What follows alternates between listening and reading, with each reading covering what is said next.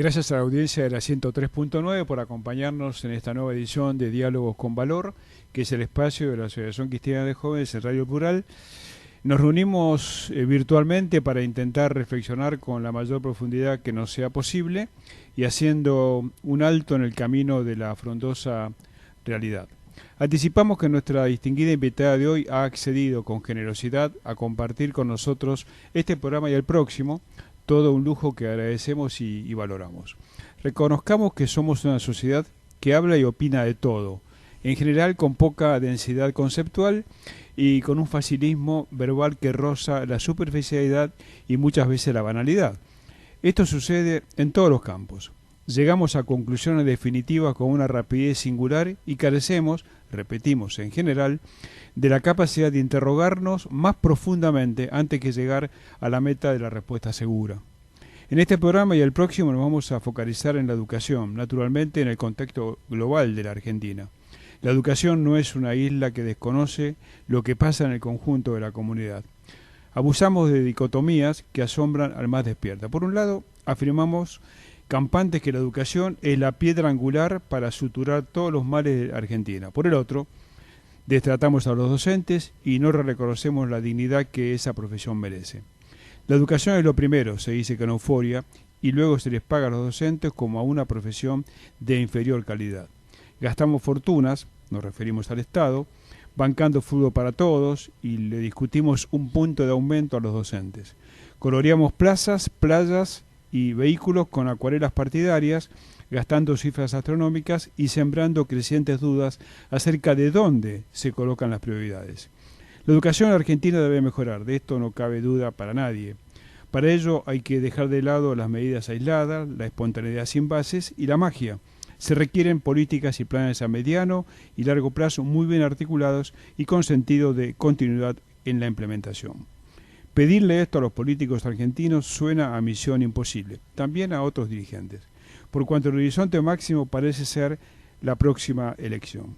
La sociedad civil, en particular sus organizaciones más representativas, entre las cuales la Asociación Cristiana de Jóvenes se siente parte, tiene que profundizar la demanda, exigir cambios de comportamiento de la dirigencia política y complementar el rol que ésta se ha autoasignado con la prepotencia de la insensatez. El proceso político global reserva un papel importante y central a la sociedad civil, lo que hace también necesario que la sociedad civil lo asuma. Como decíamos al principio, hoy y el próximo programa, tenemos una invitada a la que vale la pena escuchar con atención. Nos estamos refiriendo a la doctora Susana de Cive, docente, socióloga, y que ha sido ministra de Educación de la Nación, y seguramente nos va a ilustrar con su reflexión, con su pensamiento. Susana, gracias por acompañarnos, es un gusto tenerte acá en Diálogos con Valor. Hacía tiempo que queríamos y por fin lo logramos, así que muchas gracias. No, gracias, muchísimas gracias por invitarme, es un gusto. A través de tu experiencia tan rica, la educación, ¿en verdad le interesa a la dirigencia política? Y cuando te hago esta pregunta, me recuerdo a Guillermo Jaime Echeverry, que varias veces me dijo, es un querido amigo, Norberto, la educación no le interesa a nadie. Yo creo que es como dijiste en tu introducción, es el título que adorna cualquier discurso y cualquier mensaje, bueno, la educación y de la cual todos dependen, es decir, todos los beneficios y el futuro depende de la educación, está en la boca de todos los políticos, de empresarios y demás, pero a la hora de hacer las cosas que corresponden para que esto sea de verdad una política fuerte de Estado y estratégica en materia de construir una sociedad mejor, pacífica, más igualitaria, hasta tener una economía más competitiva. A esa hora no hay políticas diseñadas para esto y no las veo tampoco ahora. Es decir, yo no veo la preocupación en la dirigencia política por una estrategia de desarrollo, de crecimiento que incorpore a la educación como lo han hecho otros países. Es decir, los países que seriamente han crecido y pueden mostrar hoy cifras muy buenas en resultados de la educación, tienen que ver con que se establecieron estrategias de crecimiento desde la mirada más economicista, Claro. desde la competitividad que se podría lograr y desde la mirada más humana y justa, digamos, desde la integración de esa sociedad, ¿no? Esto no se ve realmente. Yo voy a creer que hay una estrategia de verdad ajustada a la educación cuando haya un equipo de gente estudiando cuánto le puede agregar en competitividad una educación de calidad en serio, impartida y sobre todo en quienes hoy están directamente afuera. Claro. Y fijémonos lo que pasa, que es más lamentable. Si estamos en un gobierno que ha entendido que el negocio político que le faltaba hacer, concretar, era repartir certificados de terminalidad de la escuela secundaria entre la gente más humilde. Y yo exactamente por eso no respeto a este gobierno, porque en realidad justamente la forma en que desprecia a los sectores humildes es esa, es decir, yo les regalo certificados que no valen nada en realidad en el mercado laboral, ya no valen los de la escuela secundaria común porque los chicos tienen mala formación, mucho menos valen estos certificados que están entregando con los títulos más variados, entre terminalidad, progresar, etcétera, etcétera, que no le van a servir para nada, pero además es como pensar que la gente humilde no se da cuenta de eso. En realidad esto los conozco a través de personas que han tenido la posibilidad de acceder a eso y que dicen con esto yo no puedo aprender absolutamente nada. Así que bueno. Es muy interesante esto que estás diciendo que trasciende la educación, eso de alguna manera de proteger a los humildes a través de la dádiva. Eso es gravísimo, es una falta de respeto brutal. Obviamente. Y lo comparto en lo personal, lo comparto plenamente. Las personas no están buscando eso, las personas están buscando que se reconozca su derecho y su dignidad, no que se le regale nada por nada. Obviamente. Eso está absolutamente claro. Y más en el peronismo, ¿no? Si se habla de peronismo de base... Bueno, yo creo que este gobierno representa lo que el peronismo combatió en su historia. Claro. Ellos representan lo que combatió, se han convertido en lo contrario. Sí, y por eso no los reconozco como un gobierno respetable, digamos, ¿no? Está muy claro y me parece que tenés todo, además del derecho, tenés los antecedentes como para poder evaluar y comparar gestiones, que eso es importante, no todos podemos hacerlo. Ahora, y esto vuelve un poco a lo que vos intentabas o decías con mucha claridad, ¿cómo puede haber una educación superadora con estos índices de pobreza? Yo a eso me pregunto, ¿cómo es posible lograr esa armonía entre una educación superadora, educación de calidad, como vos decís, y este nivel de pobreza y estas contradicciones desde el punto de vista político? Vos tenés una experiencia en la gestión, ¿cómo compatibilizar? Bueno, lo que creo es como...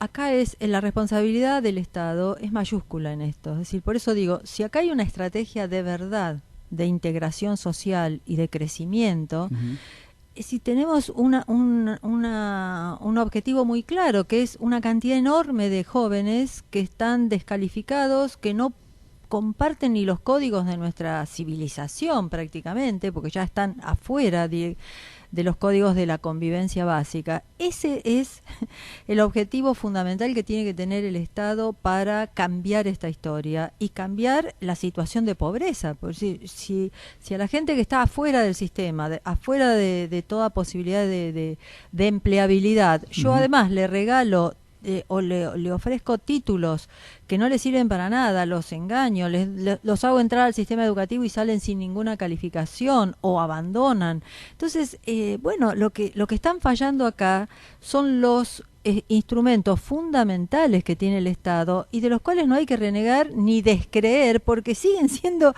verdaderos en cualquier lugar del mundo. Obvio. Entonces, en lo que nosotros hemos hecho es vaciarlos de sentido, engañarlos. Es decir, lo que se ha hecho es defraudar a la sociedad diciendo que se está utilizando lo máximo, aportando los mayores recursos económicos, cuando en realidad lo que se está haciendo es repartir dinero sin atar a programas concretos que tengan un monitoreo, que tengan una gestión eficiente y que digan vamos a tener tales resultados.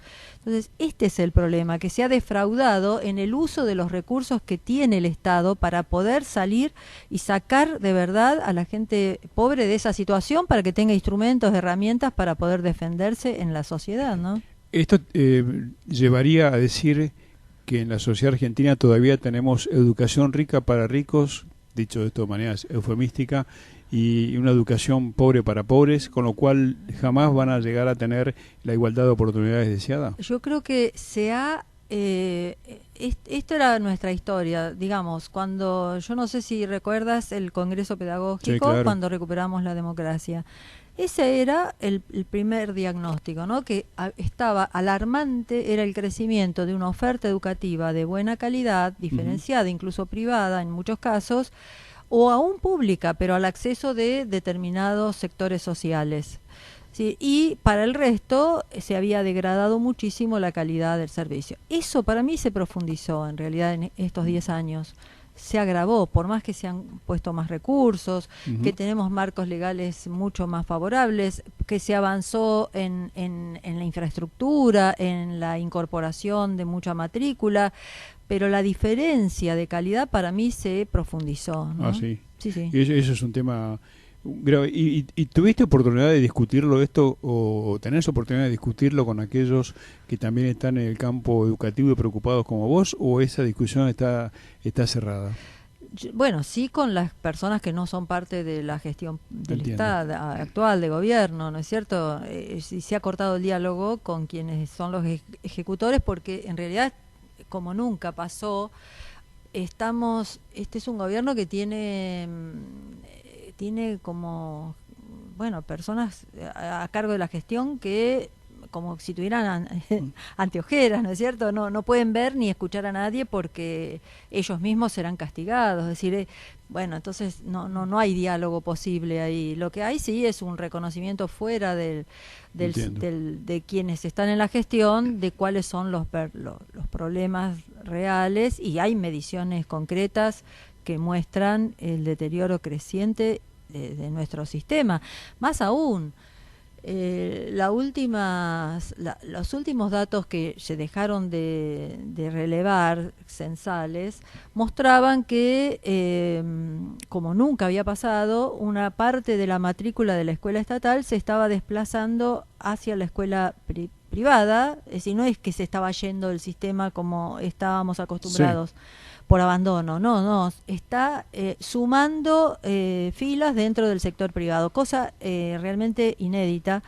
Ahora, ¿cómo está salvando, entre comillas, esta situación el gobierno con este programa que regala títulos de la manera más vil, porque simula que acceden personas jóvenes que abandonaron el sistema o que nunca estuvieron, asistiendo a la mínima cantidad ni siquiera de clases, de reuniones donde les reparten fotocopias, alguien con algún criterio en algún momento evalúa y certifican cursos o aprobaciones de disciplinas y de carreras. Entonces digo, de esta manera empezó de nuevo llamativamente a solucionarse el tema de la baja de los claro. de la matrícula en la escuela estatal. Es realmente despiadado la actitud que tienen con la gente humilde. Es despiadada, sí. Yo lo comparto plenamente. Y decime,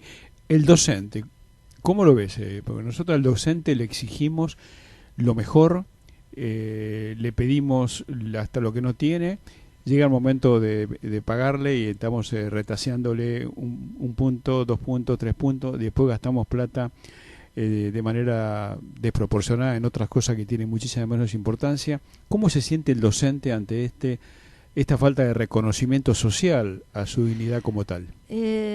Mira, te contesto, ha habido en los últimos tiempos una mirada muy atenta de los docentes, del gremio y incluso de los medios de la experiencia de Finlandia, sí, donde la docencia en realidad es la que no solo es una de las profesiones más respetadas, creo que la más respetada, la mejor paga, etcétera, sino que además el docente tiene bastante autonomía dentro de la escuela para definir sus estrategias pedagógicas y demás. Y tienen mediciones de evaluaciones externas solo de finales de ciclos, es decir, que trabajan con bastante responsabilidad y autonomía. Ahora, ¿cuál fue el secreto? El secreto fue que cuando Finlandia se trazó un proyecto de crecimiento, porque además uno tendría que medir cómo creció Finlandia, se planteó que la educación era una de las... Y dentro de la educación, la docencia. Entonces ahí tuvo una política docente que nosotros no tenemos y que en todos estos años de democracia no hemos logrado acordar. Por razones puramente políticas, porque se escapan, es decir, siempre ha habido algún gobierno que usa el gremio docente para fortalecerse políticamente en la sociedad, etcétera, pero en detrimento en realidad no solo de la docencia, sino de la misma, de la misma educación. Entonces, en ese caso lo que hicieron fue decir la educación es muy importante, el docente es el actor fundamental. Ese docente tiene que estar formado de manera excelente. Entonces, ese docente que en la escuela ahora es autónomo, ha hecho una carrera de méritos que para llegar a ser docente tuvo que pasar un montón de evaluaciones y de estudios y de competencias con otros, y llegaron los mejores, sin ninguna duda, y tienen los mejores sueldos. Entonces, digo, no es que como algunos toman, bueno, en Finlandia los docentes hacen lo que quieren, pero no hay evaluaciones, no. En Finlandia para ser docente es muy difícil. O sea, hay muchos más postulantes que cargos disponibles. Muchísimos, y son muy pocos los que acceden. Bueno, pero en realidad vayamos al país del cual nosotros copiamos históricamente el formato del sistema educativo, que es Francia. Nosotros le copiamos a Francia el ingreso a la docencia y demás, pero no, es decir, el formato del sistema, pero no las condiciones de ingreso, las validaciones en sucesivas que durante la carrera se tienen que dar para poder ser parte del sistema educativo. Y ni siquiera tenemos en cuenta que cuando ellos terminan la formación ya tienen un cargo. Es decir, ¿qué quiero decir? Que está totalmente planificada. ¿Quiénes pueden ingresar? Nunca más de los que necesita el sistema. Y el sistema, una vez que ingresó, que se anotó y que logró pasar como un egresado más, es parte ya de un sistema que sigue siendo meritocrático, y que en esa carrera profesional todos los cargos de supervisores, inspectores jefes y demás incluso terminan en el servicio exterior. Entonces digo, eso es planificar una carrera, y es lo que estamos diciendo. Acá no tenemos una política de formación de docentes, una carrera profesional que incluya cómo se ingresa, cómo se avanza en la carrera, cuáles son los premios, cuáles son los castigos, y una política salarial acorde. Es decir, nos falta el corazón de este tema, resolverlo, además de, bueno, luego tener las políticas adecuadas para la escuela, ¿no? Está muy bien. Le recordamos que estamos dialogando con la doctora Susana Decibe, que fuera ministra de Educación de la Nación. Decime, en este marco, ¿los sindicatos son una solución o son un problema? Los sindicatos lamentablemente están politizados mal. Yo digo, el sindicalismo obviamente es una política, pero es una política hacia la docencia, hacia la profesión, no hacia los partidos políticos. Claro. Para mí ese es el error máximo de del sindicalismo, y yo pertenezco a la idea conozco bastante el sindicalismo y pertenezco a aquellos que entienden que el sindicato no debe ser parte de un partido político, sí debe estar al servicio de de sus compañeros, claro, que los que representan, de quienes representan. Entonces creo que aquí se politizó y se partidizó mucho el sindicalismo docente, y se fracturó además, se fracturó, bueno, obviamente, y esto llevó a una situación de descuido de la profesión. Yo creo que acá el docente ha perdido enormemente dentro este devenir que tuvo el sindicalismo docente. Es decir, muchas veces se habla de, bueno, cuando pasaron de ser docentes a ser sindicalizados, etcétera, se perdió. No, no, no, yo lo que creo es que cuando el gremio se partidizó y ahí hizo alianzas estratégicas como la que hicieron con Kirchner, que fue totalmente en detrimento. Es decir, el apoyo que logró Kirchner, que venía con una política educativa y la cambió por otra, que era negar toda posibilidad de avance en las reformas que se venían haciendo, que finalmente, más allá de los 90 y del neoliberalismo de los 90, las reformas educativas de los 90 tomaban el Congreso Pedagógico, avanzaban en una línea de políticas que no tenían nada que ver con el neoliberalismo, sino hacer cargo al Estado de sus obligaciones, y había que mejorarlas, continuarlas, cambiar cosas pero no destruirlas, negarlas en pos de una alianza supuestamente estratégica con la CETERA en ese momento, que para mí fue muy poco productiva para el sector, porque en realidad hemos tenido gestiones como la de Filmus, que fue muy productiva en términos legales, pero muy poco eficientes en materia de políticas concretas, es decir, y es como el gobierno, ¿no? Mucho hay en las palabras, pero poco en el terreno, en la acción. Ahora, ¿cuáles fueron, yendo un poco a lo personal, ¿no? ¿Cuáles fueron tus principales satisfacciones como ministra, si te acordás? Bueno, en realidad fue una cosa muy muy linda como experiencia, porque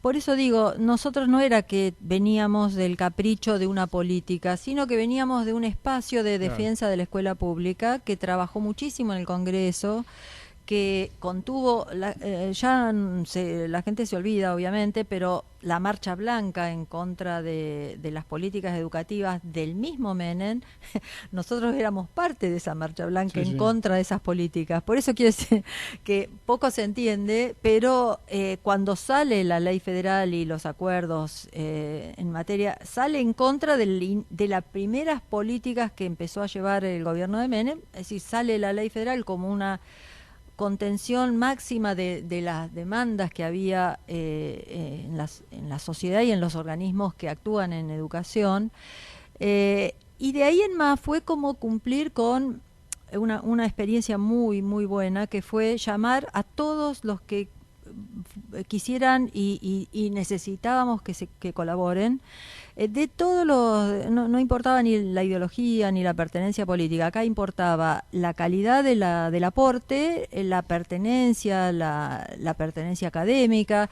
Entonces, desde las universidades, desde los organismos de la sociedad, desde las iglesias, es decir, fue una construcción colectiva que no volvimos a tener lamentablemente, y que dio sustento a las bases de la reforma, que era cambiar los contenidos, las estrategias de enseñanza, bueno, todas las políticas que atendieron muy focalizadamente las situaciones de mayor inequidad educativa en el país. Es decir, todo el proceso fue muy rico y de aprendizaje de todos.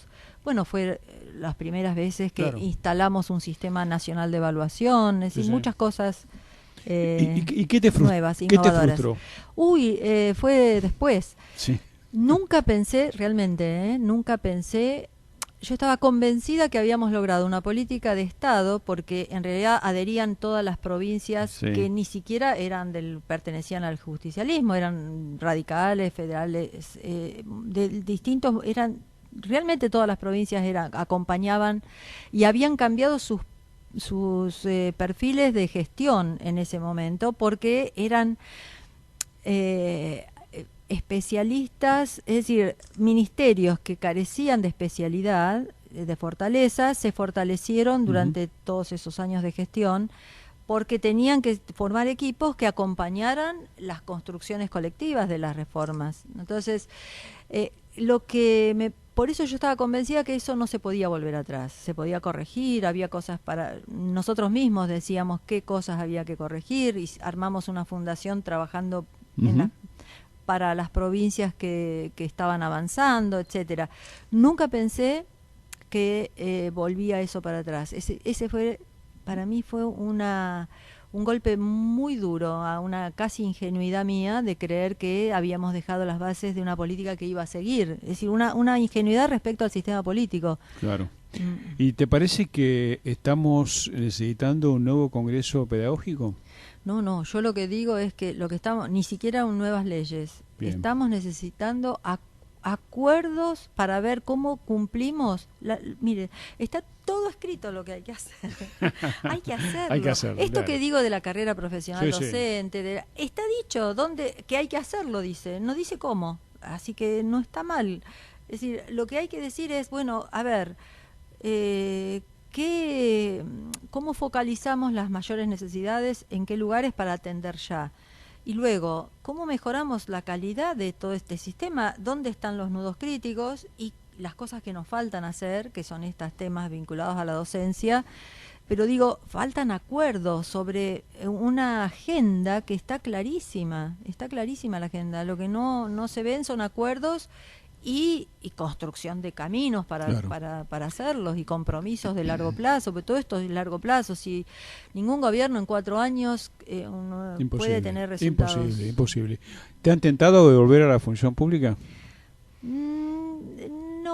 No, justamente. En algún momento sí, pero para otras actividades que no me interesaron. No. O sea, ¿y si te tentaran? No sé qué haría, porque yo creo que hay que renovar las gestiones. A mí me interesa mucho, sí, me gusta mucho la función, me gusta mucho lo público, las políticas públicas. Después nos especializamos en temas de gestión pública, así que he vivido muchos años haciendo consultorías afuera sobre temas de gestión pública. Pero digo, creo que hay un montón de gente nueva que puede hacer las cosas muy bien. Lo que faltan son acuerdos, no son personales las soluciones, claro. son de conjunto, ¿no? Vos estás haciendo una apuesta totalmente compartida. A los acuerdos requieren diálogo. Sí, el diálogo por requiere supuesto. respeto, el respeto requiere dejar permearse también por el otro en todo caso. Me parece que es todo esto, y lo ves posible, digamos, cuando analizás el futuro y las próximas elecciones, la gente que está dando vueltas por ahí, que algunos los conoces o a muchos los conoces. ¿Crees que hay una posibilidad de cambio positivo, dejando la magia de lado, que es otro de los problemas argentinos? Vos lo dijiste muy bien, en 4 años nada. Finlandia lo resolvió en décadas. No fue en 4 años, fue en décadas. Sí. Nosotros estamos dispuestos a pasar esas décadas. ¿Cómo ves? A ver, yo creo que hay mucho vedetismo. Nosotros seguimos con un sistema político muy personalista, donde todos se sienten o soy el rey, y eso es lo que nos empobrece, ¿no? Si se bajara eso y hubiera más humildad y más diálogo, creo que nos iría bastante mejor. Pues sabes que hace poco le hacía la pregunta a un político, no sé si le gustó mucho, si las vedettes están solamente en el espectáculo, en el fútbol o también en la política. Dudó, pero tuvo que terminar reconociendo que sí, que es el vedetismo, ¿no? Ese de que soy el que sabe, soy el mejor, soy el primero. Y eso es una locura que termina en esto, ¿no? Que no puede haber 20 primeros. No, pero además visto al revés, hay una sociedad que si no ve que el líder le promete el oro y el moro, y es fuerte, y le va a garantizar, aunque sea una magia de que le va a dar seguridad, no cree. Entonces estamos entrampados en una cultura política que hay que reflexionarla y tratar de cambiarla, y ¿no? que la sociedad no es inocente. No, por supuesto, por eso digo, porque cuántas veces se dice, no, pero ese tipo, ¿qué va a poder? No va a poder con tal cosa, ¿no? ¿Por qué no va a poder? Él solo no, pero claro, si lo acompañamos, sí. Todos juntos, sí. Susana, muchas gracias por acompañarnos, gracias por también estar en el próximo programa. Tenemos muchas cosas todavía para compartir, y gracias por tu generosidad y también por tu valentía en exponer las cosas como lo has hecho y como lo harás también en el próximo programa. Muchas gracias. No, muchísimas gracias, un placer. Ha sido la doctora Susana Decima, nuestra invitada de hoy. Como decimos siempre, Argentina anda y camina con esperanza activa. Hasta nuestro próximo encuentro por la 103.9.